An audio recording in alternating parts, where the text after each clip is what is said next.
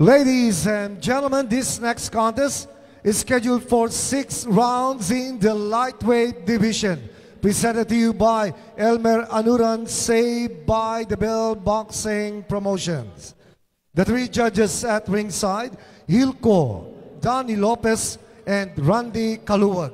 And when the bell rings, your referee in charge of the action, Attorney Donrex Tapdasan. And introducing first, fighting out the blue corner, wearing white with blue, and weighing 136 pounds, from Elordo Gym, Don Antonio, Quezon City, Gilbert Donasales. And his opponent in the red corner, wearing red with white trim, weighing 135 pounds, from Empire Boxing Gym, Makati City, Brian Orbong Makamay.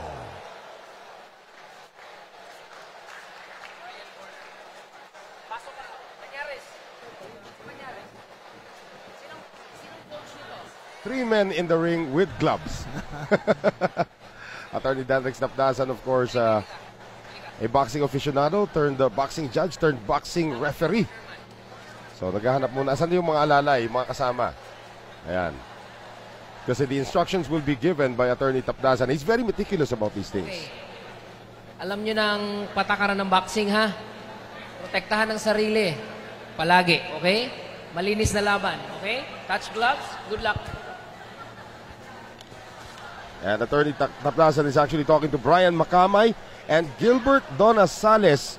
Itong si Brian Makamay coming out of the Empire Gym in Makati City, sa Elorde Boxing Gym naman from Don Antonio, Quezon City. Itong si Gilbert Donasales, and both these fighters are actually coming off losses, Kinito. That's right, si Makamay, mga kaibigan. Ang record po niya, 9-4-2 with 5 knockouts. Tubong Western Samarian. He's known as the Punisher. The Punisher. 5'5", 24 years old. He has lost his last 2 fights by knockout, but he was unbeaten in his first 8 fights. Si Donasales naman, mga kaibigan, ang record po niya, not very impressive. 5 wins, 11 losses, and 1 draw with 3 knockouts. He has lost 7 of his last 8. And he's coming off 4 successive setbacks, 3 by knockout. Hala. So, importante, si Donasales gets back on track here, as well as Makamay. Or Makamay, rather. Makamay. I actually went up to us and say, my name is Makamay. Hindi Makamay. Hindi siya Makamay. But dapat Makamay siya dito will para manalo. This is scheduled for 6 at mukhang nagkakapaan pa itong dalawang boksingero natin. Both are orthodox fighters. Matangkad si Donasales, he's 5'6". Pero parang walang commitment dun sa kanyang jab. Right. Tsaka walang masyadong power. He's got 3 knockouts in 5 wins. Yan po si Donasales. And he's the guy you mentioned coming off several losses already. Tama yun. Lost 7 of his last 8. But he's got nice height. He's got to keep pumping that jab. Yan ang importante sa kanya to take advantage of his reach. Si Makamay naman, looks like he's a slugger. Pero parang slow motion itong laban na to, ha? I think he's just trying to study. Si Donasales. Oh, si Donasales parang inaaral ni Makamay ngayon. Makamay in the red trunks. Inaaral niya yung ano bang kalakasan na may bibigay ng mga suntok na to. So far, si Donasales is wigging away. Wala siyang natatamaan, kundi hangin. Yeah. We talk about hand speed. Kulang na kulang sa hand speed ito si Donasales. And for Makamay naman, pag gumamit naman ng konting fighting skill ito si Makamay, he's got to be able to show that he can punch. Well, there's one. So tinitignan lang gano'ng kabilis, gano'ng kabigat ang mga suntok ng kanyang kalaban, at eto na siya, pumapasok na siya. With less than a minute remaining in the first round, scheduled for 6. He's too slow. Donasales is too slow. Mukhang kakainin siya ng buhay ni Makamay. Makamay is just measuring his opponent. Ako, ang feeling ko dito, he's just waiting for the right time to explode. Well, ito si Makamay has 30 seconds to try to make a statement here in round number 1. Mas busy kasi. Kahit sabihin na natin na hindi masyadong tumatama si Donasales, at least he's mas the one engaging. Oo, mas marami siyang ginawa dito sa round 1. And it looks like Makamay is trying to sell to Donasales that he's a counter-puncher, although he doesn't appear to be one. Final seconds of the first. No damage at all inflicted by either fighter. Very uneventful first round. Those are actually harder to score than the eventful, the eventful rounds. Si Donasales, mas maraming tinapon na suntok. Yun nga lang, halos wala siyang tinamaan. Si Makamay naman, walang ginawa kundi tingnan ang kanyang kalaban, measuring him, occasionally throwing some punches, pero halos wala din masyadong ginawa. So by default, tama yung sinabi mo, Noel, bigyan natin kay Donasales yung first round. At yan na po yung second round at pinapakita po ng ating Binibini. Again, the staple of Saved by the Bell boxing. Always from Mr. Elmer Anuran and the rest of his team. Always Saved by the round girl. Yes, saved by the round girl. Pero we expect a lot of changes from Brian Makamay in the second round na alam naman natin, para sinukat niya lang yung kanya kalaban eh. Ako palagay ko, ganun ang ginawa niya, no? Parang tinitingnan niya kung kaya ba niya yung suntok, ano bang hand speed nito, gumagalaw ba left and right. And the pride of Samar ang nakalagay sa kanyang shorts. Maganda ang depensa ni Brian. He knows when to duck, when to avoid the punches. But unfortunately sa boxing, defense will not win fights. That's right. In boxing, it's offense. Oo, sa basketball, defense wins championship. Sa boxing, hindi. Kailangan firepower. Kamunting, dapat bumomba na dito si Makamay. Sa boxing nga eh. That's it. It's a low blow. It's a low blow. At naramdaman yun kaagad ni Gilbert Donasales. And time is called by referee Danrex Tapdasan. Meron naman mga protector yung mga yan, pero at the rate these punches are coming in, Kinito, that might not even help much. Titingnan natin kung bibigyan ng 1-point deduction or ni referee Tapdasan o hindi. Or maybe a warning. But under boxing rules, a fighter has as long as 5 minutes to recover. As long as you want talaga yan. Oo. Okay na. Time in. Sabi ni referee Danrex, who by the way is a chief of staff in the House of Representatives. So a man of many talents. So referee Tapdasan. A good counter right coming here from Brian Makamay in the red trunks. Then natamaan lang ng konti si Donasales, atras kagad siya. Became less aggressive. But I think it's time that Makamay starts throwing and starts connecting. Very flat-footed fighter though for somebody of his build. Para Mike Tyson di ba? Yung mga stalker lang. Talagang walang sting yung mga suntok ni Donasales. You're probably wondering where he got his wins via knockout. Tatlo yung kanya knockout And if you're Makamay, kung alam mong kayang-kaya mo yung suntok ni Donasales, papasukin mo na to. The thing is also, dito, si Brian Makamay naman, ayaw naman niya underestimate rather yung kanya kalaban. Na he might walk into a punch.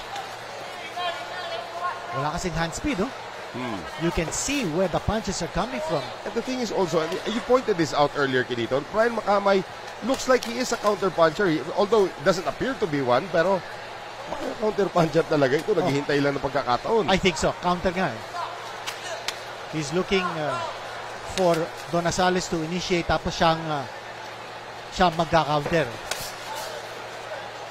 Ang problema, hindi niya mahanap yung kanyang range Yun. Well, he's got to fight closer. He's up against a longer fighter. Natamaan pa siya ron. Itong malaking pagkakamali ni Donasales. If he fights him from close range. Naku, danger zone ito. Tatamaan si Donasales ito. He's got to stay away. Arm's length away from Makamay. Tumama yung kanan ni Makamay. Makamay has picked up the activity here in round number 2. Donasales umiiwas na lamang sa mga suntok. And he really is a counter-puncher. Kaya wala masyadong engaging dito.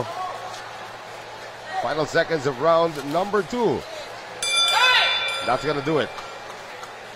So far uneventful for both fighters. Let's see if that picks up in just a few moments when we return. Stay with us.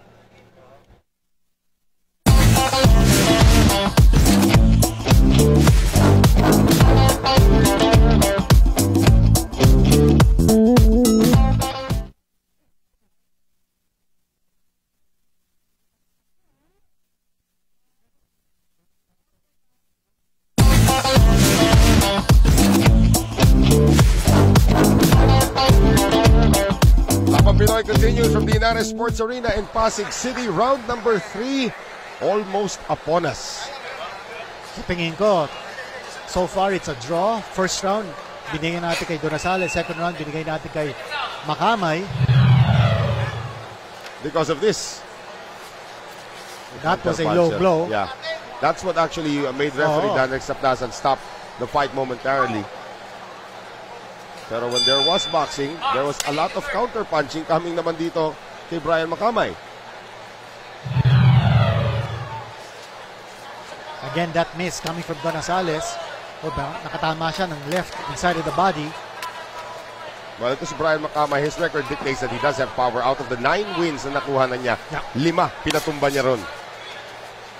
But he should turn this into a slugfest. Oh, low blow going the other way. At eto naman si Donasales. Ito, nakangiti lang si Donasales. But parang wala siyang masyadong game plan dito. For someone like him, dapat iwas-iwasan niya si Makamay. Pero sinusugod niya Well, that's interesting. Baka naman nasanay siya, actually kind of tall for a lightweight. Baka mas nasanay siya sa mga, mas matatangkad yung mga kalaban niya. Kinito, that's why he's doing this. But sooner or later, ito si Brian Makamay and his corner is gonna figure this one out. If not already. Yan na, counter. Pero hindi siya tumama doon. Shot to the body, galing kay Makamay. And he's really respecting yung reach nitong si Gilbert Donasales.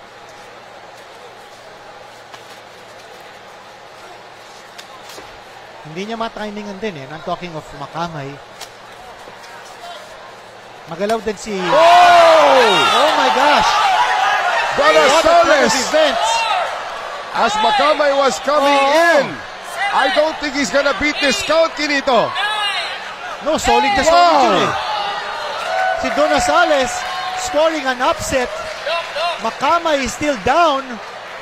Hindi natin sukat akalain na ito mangyayari because feeling natin walang lakas ng suntok ni Donasales. Pero napuruhan niya. Kung ganun kalapit lang naman yung suntok, malamang may mga courage of power. But itong si Brian Macalma just walked into that punch. No defense ready. And the victory will go to Gilbert Donasales by way of knockout. This is only, his 4th knockout in his career. And only his 6th win. Nakakagulat ito because sa pinakitang power ni Donasales from the start, halos wala naman tayong masyado nakita. Wow. Nalakas And may oxygen mask na that has been applied on Brian Makamay. And Makamay sits up. And he's acknowledging yung mga instructions na binibigay sa kanya ng mga doktor. But there's the man of the moment right now, Gilbert Donasales. Napuruhan. We're gonna see it right here, Kinito. Papasok siya Palagay ko. Beautiful right hand. Pagpasok ni Makamay. That reminds me of the Brian Viloria knockout. Years back. Huli. Ako sa tingin ko, medyo naging overconfident si Makamay Parang sabi niya, wala na siyang mata Yeah, wala. Malamang sabi ni Makamay, kayang-kaya ko to. Hindi naman masyadong malakas kung sumuntok. So he was taking chances. At sinabi nga natin si Donasales was inviting Makamay to come close. Sabi nga natin, parang hindi magandang strategy yun. Kung walang suntok, walang power ito, he's gonna open himself up for a counter shot coming from Makamay. Instead, siya nakatama.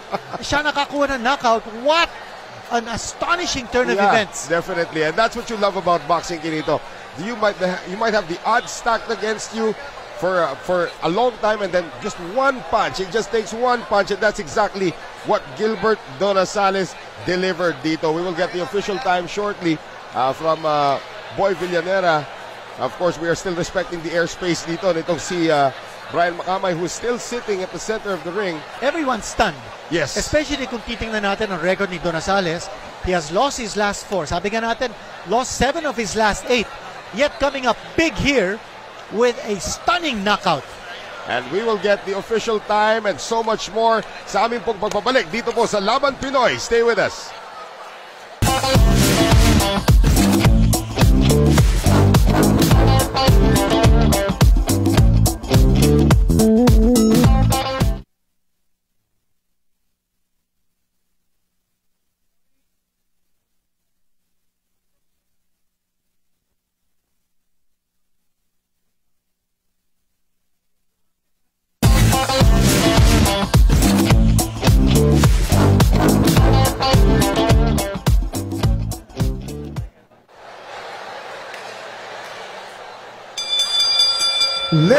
Ladies and gentlemen, referee attorney Donrex Tapdasan reaches the count of 10 at 1 minute and 21 seconds of the third round. We have a winner by knockout, Gilbert Donasales.